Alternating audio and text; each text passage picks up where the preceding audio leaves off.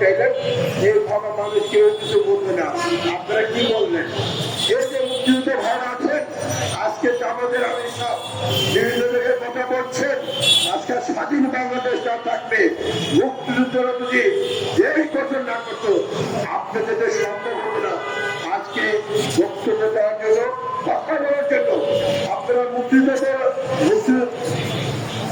আমাদের মুক্তিযোদ্ধা ভাইদেরকে আপনারা সসম্মানে শ্রদ্ধা করে স্মরণ করেন। আপনারা আপনাদের কৃতজ্ঞতা ক্ষমা চান, তারপরে মানুষের কাছে ভোটে গেলে ভিক্ষা চান।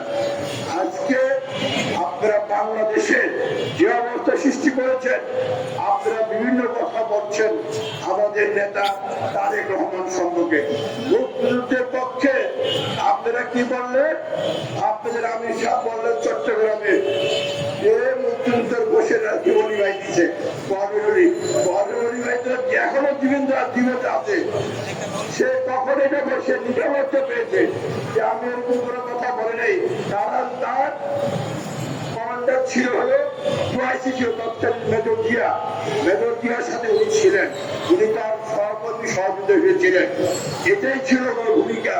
যা কিছু বলছে শহীদ রাষ্ট্রপতি জিয়া রহমানের ওই 25শে মার্চ উনি ওই নির্বাক